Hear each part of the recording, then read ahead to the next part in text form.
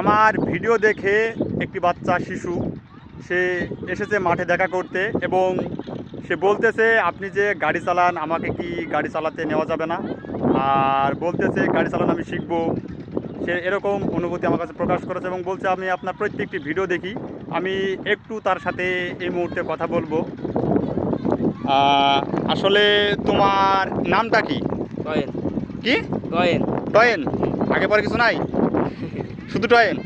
আচ্ছা, এখন তুমি কোথায় যাচ্ছ? ঘাস কাটতে যাচ্ছ? এই যে হাইসু বস্তা নিয়ে ঘাস কাটতে যাবা? পড়াশোনা কতদূর কি করো? পড়াশোনা করিনি। পড়াশোনা করো না? না। এত অল্প বয়সে পড়াশোনা বাদ? কারণ এমনি বাদ দিই। ভালো লাগে না? তো আমার প্রত্যেকটা ভিডিওই দেখো, তাই না? ভিডিওগুলো কেমন হয়? ভালো। ভালো হয়? আচ্ছা। তো দর্শক, আপনারা দেখলেন যে সে আমার প্রত্যেকটা ভিডিও দেখে এবং সে গাড়ি চালানোর ভিডিওগুলো দেখে এবং দেখার পর সে এখন বলতেছে যে ভিডিওগুলো ভালো হয় এবং সেই সাথে আমি আপনার সাথে গাড়ি চালানো শিখতে চাই, যেহেতু আপনি ড্রাইভারি করেন, আমি হেল্পার দেবো, আমাকে কি নেওয়া যাবে?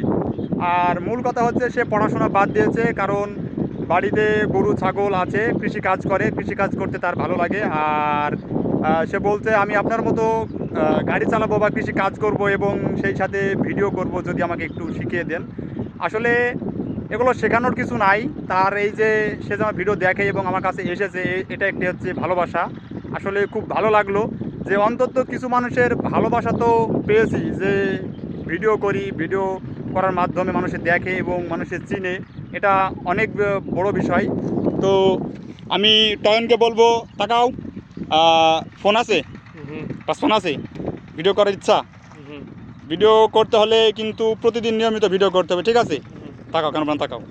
আর আস্তে আস্তে শিখবা।